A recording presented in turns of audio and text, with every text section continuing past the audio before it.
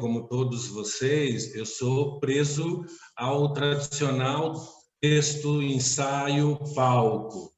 E quando a gente tem essa situação e essa inovação forçada pela pandemia, a gente tem que se virar com intuições, sim, e a gente cria um novo, né? Que não é teatro, que não é cinema, mas é a arte de um outro modo. A diferença do primeiro ciclo, que eu me senti mais encontrado, assim, como fazer, né? Já vou se encontrar como fazer para a tela, e voz também, né? Eu descobri que, assim, dá para você intensificar, que é aquela parte do rádio que o Júlio falava, né, que é também meio que uma novela de rádio, é porque tem coisa que você não pode fazer na tela aqui, porque é pequeno, porque a gente está limitado, mas você pode dar isso na voz. Então, a gente fica calibrando durante a interpretação o que eu posso fazer com o rosto e com o corpo, e o que eu não vou poder fazer que eu posso dar na voz. Então, isso é legal.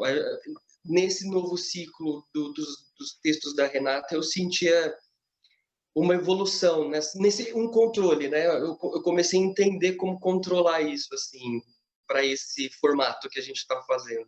Acho que eu vou falar porque na sequência, porque também participei do primeiro, que também sinto a mesma coisa. Que no primeiro eu não sabia onde pôr o texto, eu ficava com o texto, eu imprimi. A primeira leitura que nós fizemos, eu imprimi o texto. Porque eu falei, como é que eu vou fazer? Eu pus o celular. Aí, como a gente vai pegando, que agora o que eu tenho feito é botar o texto no computador, então eu não me vejo fazendo. O que eu acho muito melhor, porque no teatro a gente não se vê, né? É o público que vê a gente. Então, eu acho que depois que eu consegui botar no computador e ir lendo e falando assim, sem me ver, eu senti muito mais liberdade, porque você não estou me autocriticando, não estou vendo se o cabelo está certo, se não está, né? Porque é inevitável você se vendo, você tentar... Então, nesse aspecto, também acho que estou pegando uma prática também. Acho que é um recurso muito legal para ensaio, porque, claro, depois eu vejo o resultado, eu acho que o Júlio consegue grandes resultados, está muito legal, mas você pensa onde poderia chegar, né? Você vê e fala, nossa, isso aqui dá vontade de montar, né? Todas as peças. Então, mas como um ensaio para você ir aperfeiçoando coisa, é muito legal, eu gostei muito. Que é melhor do que o ensaio em vídeo, que a gente já trabalhou assim. Porque você vê mais, você é um diálogo com o texto, é o que eu senti, assim, você vai analisando, você vai percebendo o texto, né? A ideia do processo mesmo é fazer um panorama, começa com a Renata, né? Um panorama do teatro brasileiro, com autores vivos e que tiveram e que têm uma importância no cenário artístico, né? No caso da Renata, Lauro César Muniz, são os precursores da nova dramaturgia, né, que surgiu na década de 60. Então, eles serão os dois que, nesse ano, a gente vai finalizar com eles. Vai começar a finalizar a década de 60, para depois passar para as próximas décadas, 70, 80, 90, e com autores vivos, né? Para depois a gente retornar e pegar o Dias Gomes, Plínio Marcos, Braulio Pedroso, todos esses autores que realmente produziram e que passaram por períodos de censura, né? Tiveram obras censuradas. A Renata, lá, você fica pensando, né? Como que pode ela ser tão visionária nas coisas, né? Um texto que escreveu há 60 anos e você vê uma atualidade, uma força, né, que dialoga. A linha, né, da construção da história é simples, mas o que se fala ali dentro é muito profundo, e eu acho que isso acaba despertando na hora que você começa a fazer. É impressionante, né, a facilidade que ela tem, como você lê numa primeira leitura, você já parece que cabe na tua boca, a personagem fica clara, você já sabe como que ela é, como que ela pensa. E isso que o Júlio falou também já da atualidade impressionante dos textos dela, né? E fiquei pensando, a Renata é uma pessoa do campo da esquerda, assim, né? Eu acho que, não sei, acho que tem um pouco a ver essa proximidade dela com esses temas mais, digamos, entre as subversivos ou insurgentes, enfim. Então, isso dá uma atualidade, eu acho que jamais teria no texto na Renata alguma coisa que hoje em dia se consideraria politicamente incorreto, porque ela já é contemporânea lá atrás, eu acho que é por causa dessa opção política, social, sei lá o quê, nada de panfletagem nem nada, mas essa coisa dela falar dos oprimidos, da lésbica, do povo, de não sei quem, de todas essas questões, eu acho que deixa o texto dela super atual, os textos super atuais. Tudo é muito complicado você fazer um texto, e aí você, principalmente os textos, sei lá, eu vejo um texto do Naum ali, e muita gente acha o Naum racista, porque ele fala, é preto, só é bom quando nasce morto, mas espera aí, é um personagem, né? Então, é o que as pessoas confundem muito isso, essa questão da dramaturgia ser uma cartilha de bom comportamento. Não é isso. Eu gostaria de fazer uma introduçãozinha sobre aquilo que o Júlio falou, porque eu sou muito contra esses expurgos que as pessoas andam fazendo dos autores, que a Renata não corre esse risco. A Cibele tem toda a razão. A Renata, como a posição dela é muito clara, a posição política dela é muito clara, a posição libertária, né, por dizer assim, da Renata é muito grande, a gente não teve esse problema. Mas eu lembro, sabe, a primeira coisa que eu me lembro disso é o Shylock, né, do Mercador de Veneza, que, porque ele fala mal dos judeus. E eu acho muito ruim quando as pessoas dizem o tal autor ou o tal fulano não pode porque ele é racista, porque ele é antissemita. Eu acho que a arte e a história não podem ser mudadas. Elas aconteceram num contexto determinado, dentro de uma época determinada, e quem vem depois precisa entender essa época. A arte existe para isso, quer dizer, a história existe para relatar, mas a arte dá uma reflexão em cima, como que era o comportamento. Então, eu acho muito bobo você tirar esse tipo de ofensa, por exemplo, que seria uma ofensa hoje, porque se você tiver a perspectiva histórica da coisa, não é uma ofensa. Era a maneira como as pessoas pensavam naquela época, como o Júlio falou. É o personagem, e não é necessariamente um personagem bom que fala aquelas coisas. Entende? Não é o personagem principal, não é uma coisa assim. Ou então, quando você fala... Então, eu acho que não pode. Eu acho que essas coisas têm que ser preservadas para a gente realmente aprender como que a humanidade foi indo, né? Porque eu sempre aprendo muito mais através da arte do que através da... Eu tenho essa coisa que eu sempre fui mais ligada em arte, certo? Então, eu acho isso é a primeira. E quanto à Renata foi minha professora, certo? Na ECA, e eu conhecia os textos mais longos da Renata, eu conhecia Enquanto Se Vai Morrer, que eu acho um texto lindo, eu conhecia a Colônia Sicília, mais ou menos, eu não sei se eu cheguei a ler inteiro, mas eu conhecia a obra dela de texto longo, eu não conhecia a parte desses textos mais curtos, né? E aí eu comecei na leitura com o Exercício da Justiça. Exercício da Justiça, que é o nome. Quando eu li aquilo, eu falei, olha, realmente é uma coisa extremamente... Mas ela faz assim, uma síntese de como a justiça funciona através da emoção. Ela só lida com emoção ali. Ela lida com o menino que vai morrer, ela lida com a mãe do menino, ela lida com o corrupto, ela lida com o político. E é outra coisa, é o político, eles são símbolos, né? É quase brechtianiano aquilo. Daqueles personagens não serem personagens, vamos dizer, realistas. Eles não são realistas, eles estão lá cumprindo uma função, inclusive histórica e política. E eu achei lindo o Exercício da Justiça, né? Que eu fiz um papel que eu gostei, que foi o papel da mãe. Depois, eu li a Joana d'Arc, certo? A Joana d'Arc, eu achei assim também, de novo, eu falei, ela pega a Joana como um símbolo e ela transmite toda essa polêmica, porque a Joana d'Arc é uma santa que ela é muito explorada. Oh, meu Deus do céu, vou esquecer o nome agora. Mas, enfim, o Érico Veríssimo, que era de esquerda, fez uma biografia da Joana d'Arc, que, aliás, é muito boa, eu recomendo ler. Depois, o Jorge, o que fez Santa...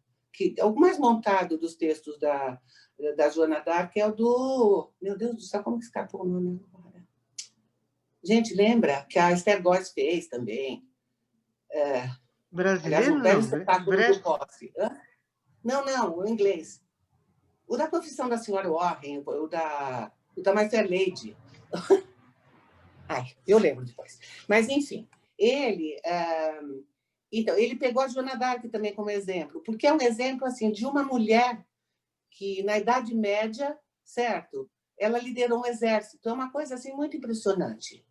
Vestida de homem, certo? E ela dizia que ouvia Nossa Senhora das instruções para ela. E isso sempre interessou muito, porque ela era numa situação de guerra, né? E uma menina. Certo? Então, tem aquele filme mudo da Joana d'Arc, tem esse desculpe, eu ter esquecido o nome dele, mas aí... bom, enfim, então, eu achei que... também tem a Santa Joaninha, que... Me ajuda aí, Júlia, a Santa Joaninha do Timochenko Webb. Do Timochenko, que também foi meu professor, que é uma outra abordagem da Joana muito boa. No então, sertão. E essa, eu acho assim... Nossa, é muito legal aquilo. Eu vi em Tatuí. E aí, essa da Renata, que é uma coisa curta, simples, certo? Onde ela simplesmente coloca umas pedras no jogo e joga. E eu achei a leitura muito boa. Eu sempre fui muito interessada em vida de santo na minha vida. Agora eu sou mais católica, mas mesmo quando eu não era católica, santos me interessavam profundamente. E a Santa Joana é uma santa que muitos autores que eu gostava muito trabalhavam com ela, então eu me interessei muito pela vida de Santa Joana. E eu achei sempre que... E é gozado porque eu falei, é um tema, né? Sei lá, é um tema clássico do teatro, é Joana d'Arc. E, finalmente, foi o que eu assisti, o espetacular melodrama. Sabe? Nossa, assim, o melodrama, para mim, foi um achado. Assim, aquilo, eu não sei de quando que é, mas eu falei, imagina. Eu nem sei se foi montado o melodrama. E eu falei, nossa, olha aquela mulher foi falando sim, aquelas coisas. Ele foi montado em 82 no Festival Internacional de Mulheres, no Teatro Ruth Escobar, direção da Ana Maria Dias ou Nunes, Nunes, acho que é Nunes, e com a Isadora de Faria no personagem, mas parece que foi a Isadora de Faria. Isadora de Faria, foi a única montagem que parece. E que nada me deu do que Cibele e tour de force, como diria a Malu, que você fez ali. Então, o que eu falei disso, que para mim é super interessante, eu sou professora de teatro, né? E é sempre engraçado como o professor não sabe nada, gente. Quando eu fico pensando assim, eu fico pensando, mas os meus professores também não sabiam nada, eu aprendi tanto com eles, é tão interessante isso, quando você se aprofunda. Então, eu acho a importância desse ciclo que você está fazendo é justamente levantar isso, né? As peças que a gente não viu por um motivo ou por outro, as peças que a gente não leu por um motivo ou por outro, certo? E entre aquelas que a gente leu, que a gente viu, que a gente pode fazer assim uma batida entre os dois, certo? Então, isso é que eu tenho a dizer. Eu falei, eu acho que a minha experiência pessoal, porque eu sempre, assim, no fundo, eu sempre acho que eu sou uma atriz que saiu do caminho, né?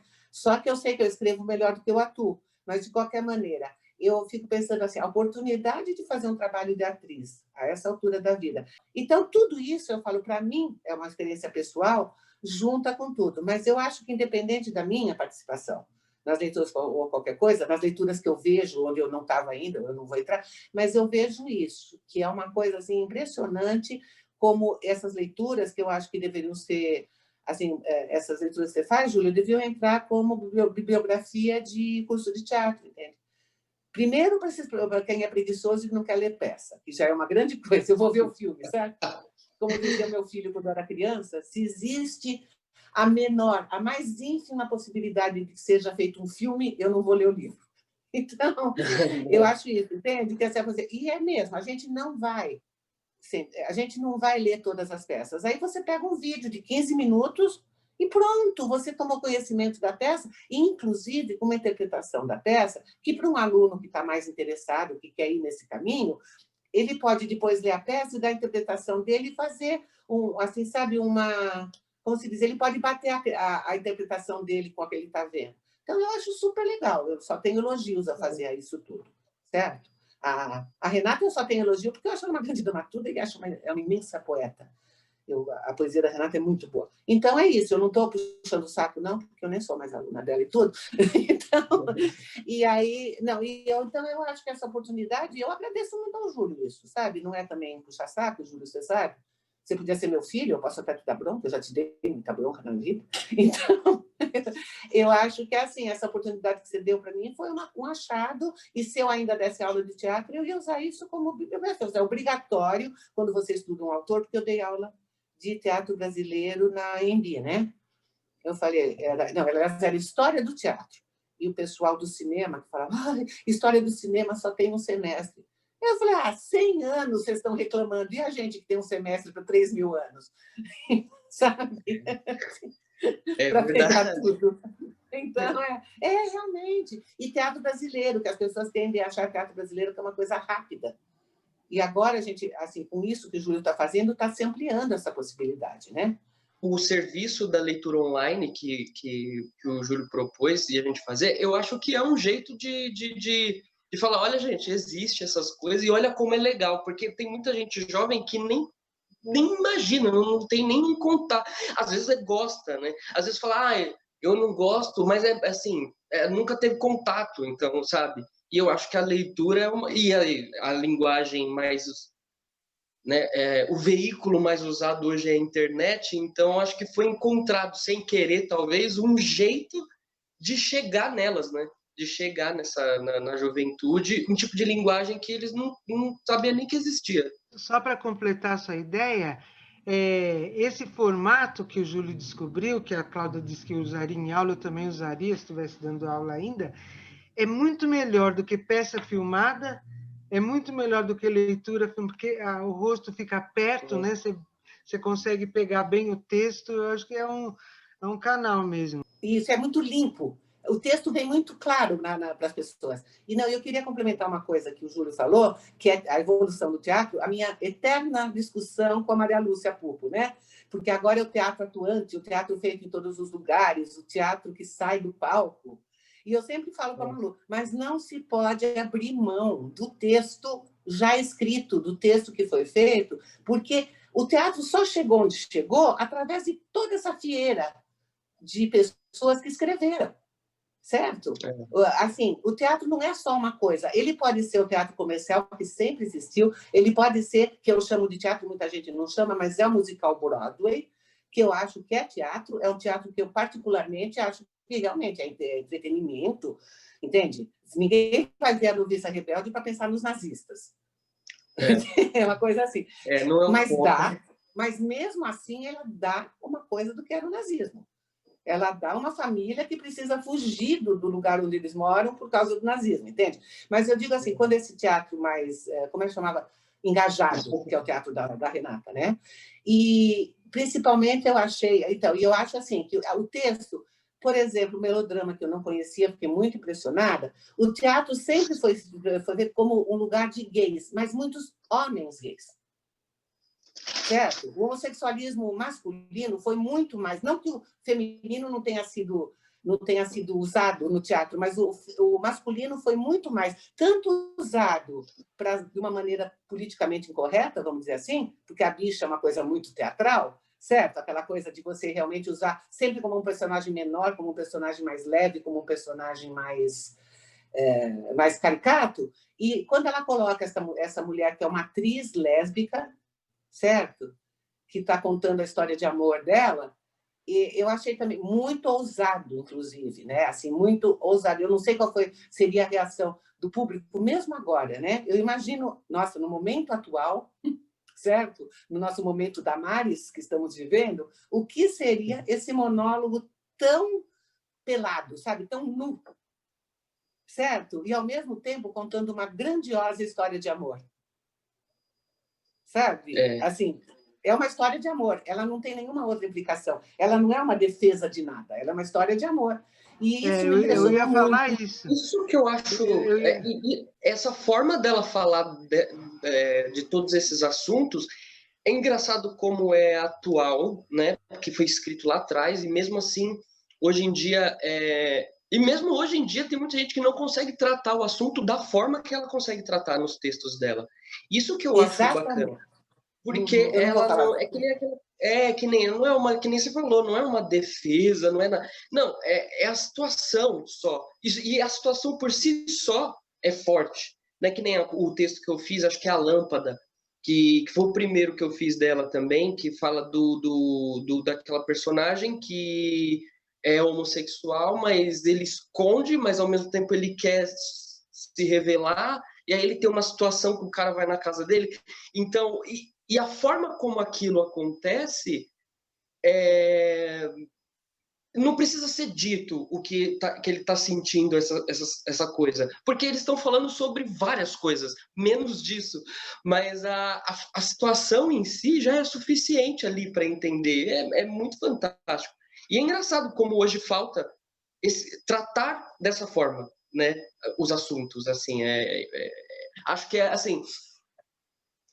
ainda ela foi à frente do tempo quando escreveu e ainda está um pouco à frente do tempo mesmo hoje, porque tem muita coisa que não é tratada assim, né? Muito texto que não é escrito assim, muita peça que não se fala assim. É impressionante Então, porque ela não é nada panfletária, né? A personagem tem profundidade, essa do melodrama, né? Foi uma delícia, foi muito delícia de fazer. Ela tem dúvidas com ela mesma. Primeiro, ela te vende a personagem, acho que o público se envolve com essa personagem rápido, porque ela é muito simpática e tal, e aí depois ela vai contando as histórias e tem conflitos internos. Então, tem nada de... Eu dei aula também durante algum tempo, acompanhei alguns grupos desses modernos, contemporâneos, né, que tratam de feminismo, de racismo, e os textos são sem graça nenhuma, é tudo direto, é tudo panfletário, é tudo reclamando, é tudo ou propondo, e não tem história, não tem. Eu acho que isso faz uma falta danada, e não é todo mundo que sabe fazer, é uma minoria, né, de dramaturgia. Não, exatamente. Só para complementar isso, essa questão que a Cláudia falou, que esses grupos eles entram tanto numa coisa que eu, enfim, respeito, mas eu odeio, sabe? Esse processo colaborativo, que todo mundo faz tudo, e aí simplesmente, vamos lá, coloca uma pessoa lá com uma melancia, não, espatifa a melancia, quebra copo, coloca pelado no canto com uma luz roxa, sabe? E agora pergunte se algum grupo de feministas conhece algum texto da Renata. Não conhece. Pois é. Exatamente isso. Não Da conhece. mesma maneira... Segue, Cláudia. Era isso, era praticamente isso. Não conhece sabe, aí é panfletário, é chato. Não, é o tal momento, porque eu posso ser, por exemplo, na minha idade, eu posso ser uma feminista, eu não me chamo de feminista, eu acho que eu tenho atitudes feministas, mas o fato de ter um direito não me livra de mim mesma. Você entende? O fato de eu ter um direito não quer dizer que tudo que está dentro da minha cabeça, e aquela parte, o último terço do melodrama, onde ela começa a falar, será que isso tudo, sabe, assim, não é nem vale a pena aquela pergunta, mas será que não é melhor você se conformar com as coisas? Não é melhor você não sofrer tanto por causa de uma coisa? Ela está colocando justamente a dimensão humana. Eu tenho uma bandeira, eu defendo a minha bandeira, mas isso dói, não é uma coisa fácil, não é uma coisa que... Isso funciona para qualquer orientação sexual, para qualquer coisa. Eu posso falar, não, eu sou uma mulher independente, eu faço isso. Mas isso a duras penas, né? E o que eu separo um pouco do exercício da justiça, quando eu vejo o menino que o Dani, né, interpretou, é o Dani, né? Isso. O nome eu esqueço. Que ele fala, aquele menino, eu acho assim, uma comparação, porque a peça curta, eu pensei, você colocar junto com o Pichote e junto com o... Como é que chama aquele do Plínio Marcos? Ele é. O não é Queiro. que foi, né? O Queiro. Aquele menino que está ali são todos os meninos que a gente vê na rua, são todos os meninos que levam tiro, são todos os meninos que saem para pegar uma pizza e é parado na rua e sai correndo e leva 5 tiros nas costas, entende? Ele é todos esses meninos. Aliás, então, e acho que é por isso que você... Não sei, um pouco você, claro, a sua contribuição, mas o fato de quando você entrou naquilo, você estava falando de uma coisa que você, na verdade, assim, você vê todo dia isso. E você entendeu que aquele menino representava essas pessoas que você vê, entende? É isso que eu acho legal. No teatro, no teatro com texto, no teatro falado, sabe? A outra característica da Renata que eu acho super importante, que também difere um pouco dessa dramaturgia mais contemporânea, que às vezes cuida dos mesmos temas, é a presença do humor. como é importante, Sim. né? O humor Nossa. para você fazer uma denúncia, para você qualquer coisa, por mais sério que seja a questão, quando tem humor, como é diferente, como você Aquele humor vende o meio peixe muito. sarcástico, né? Que é Qualquer aquele humor. exemplo do melodrama, né? Que ela começa a falar do velório dela, quem vai chegar, os alunos. Isso. Aquilo eu acho genial, entendeu? Você conhece as pessoas, não precisa citar os nomes, né? Você conhece os diretores que estão fumando cachimbo, os putos fedidos. Adoro aquilo ali. Eu me divirto, né? Vai chegar o presidente do sindicato, quer dizer, você já sabe, né? Você conhece as pessoas e sabe, Isso. e que realmente acontece, as pessoas vão no velório de pessoas famosas para conseguir emprego. Isso aproxima, né, as pessoas do texto dela, eu acho, porque exatamente de tratar, não falar de uma, né, falar de uma e de todos ao mesmo tempo, né? Então, Exatamente. isso aproxima bastante, né? A pessoa cria aquela empatia com o que tá, com a história, né? Com o assunto. Quando você tem uma técnica para escrever, certo? É como se você tivesse a estrutura, é o arcabouço, é o andaime onde você vai colocando suas coisas, certo? Não é só a própria. Ela tem nome, a personagem do melodrama? Tem a Lucila.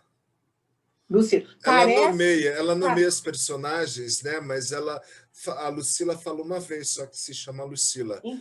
Então, a Lucila parece que ela está vomitando uma série de coisas que ela pensa. Quando você analisa a peça para dar aula, e você vê primeiro ato, segundo ato que tem, você vê como que a estrutura está por baixo daquilo, certo? Cavocando.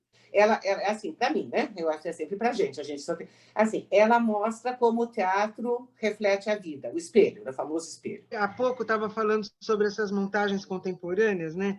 Então eu queria dizer o seguinte, que eu acho super importante essa experimentação que eles fazem, essas tentativas de renovação.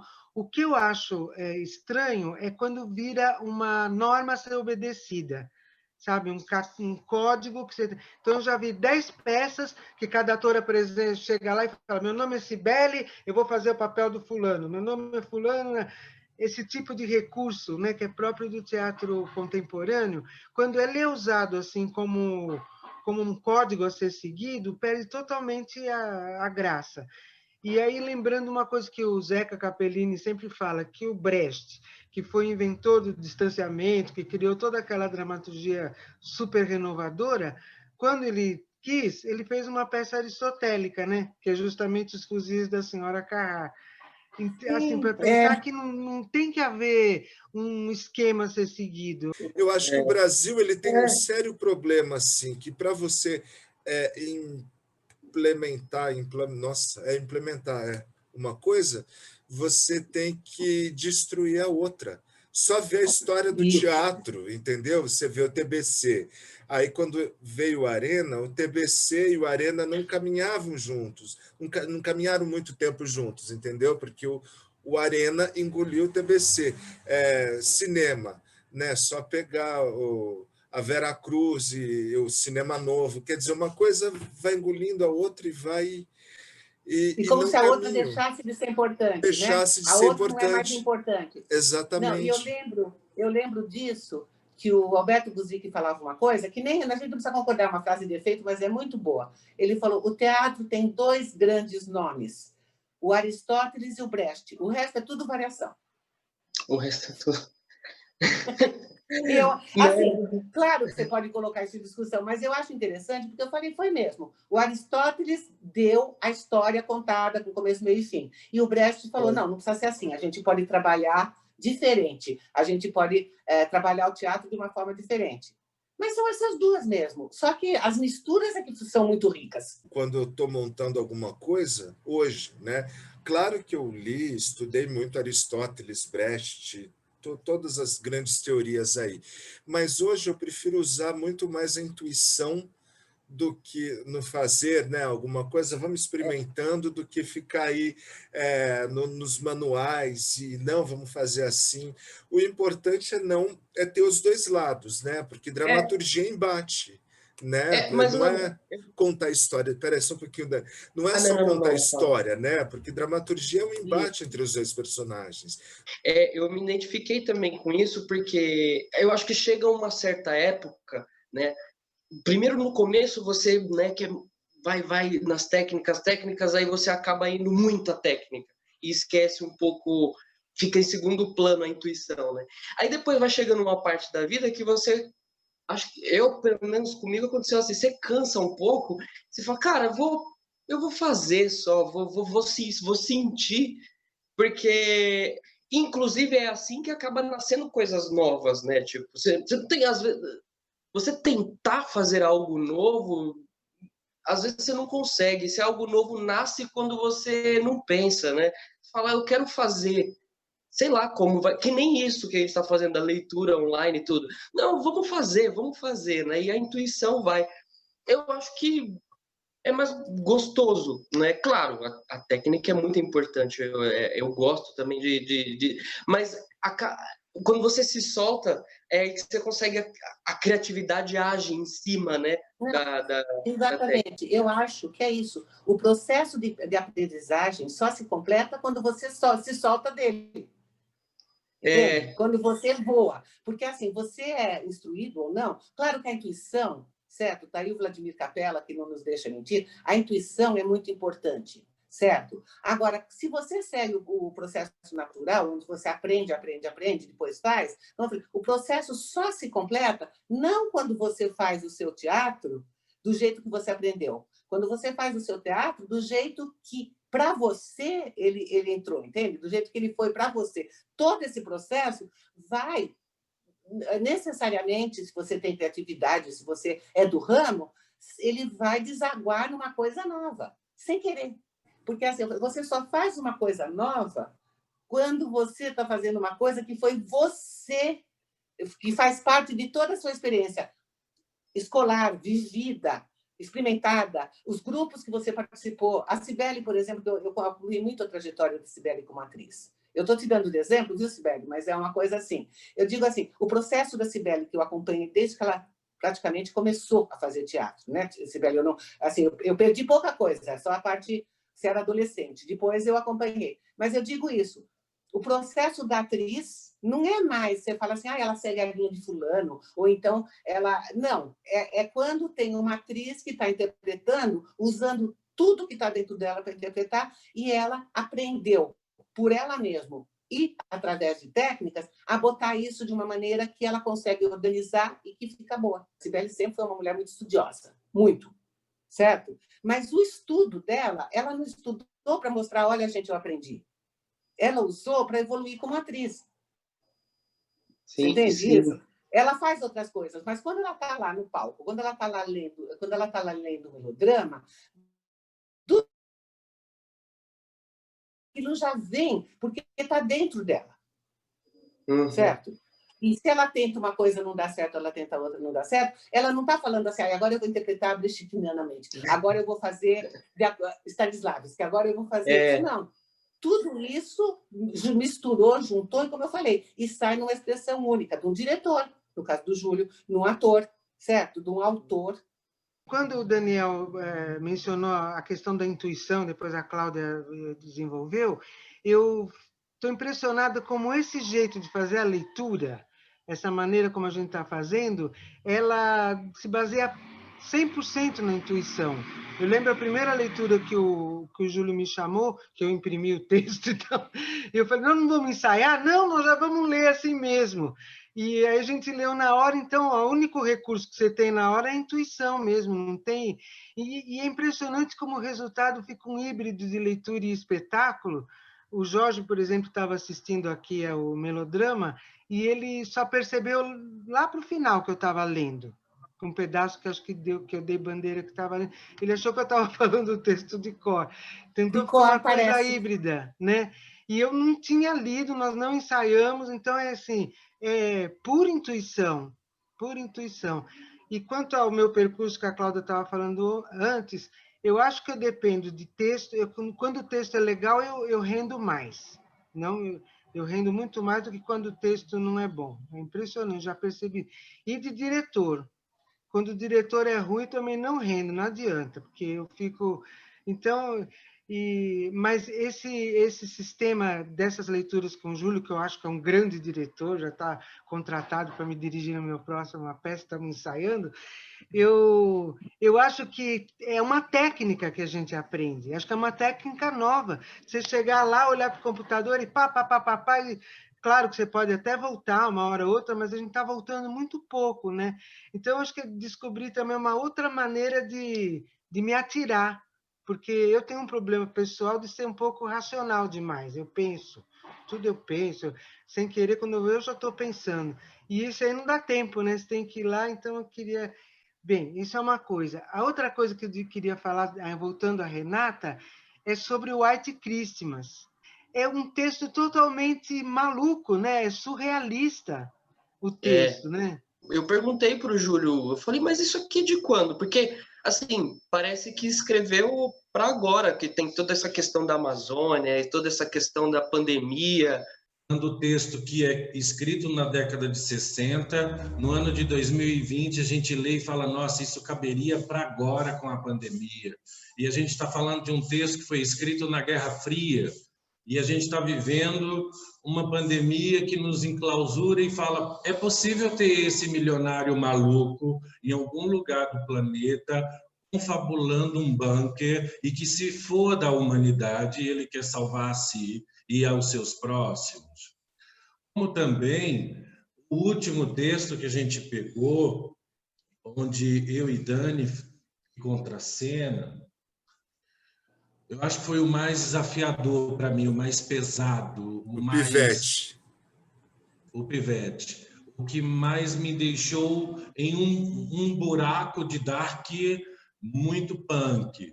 Porque, de fato, as personagens, a gente contribui para elas, mas elas também passam por nós, nas nossas entranhas, e deixa algo. Eu acho que, num caldeirão de experimentações, nós fomos guerreiros em aceitar o desafio de contracenar com a câmera do computador, sob a sua batuta, com uma dramaturgia riquíssima e com um elenco filha da puta de bom. Porque é uma honra ter Cláudia, Cibele e Daniel contracenando. É uma honra.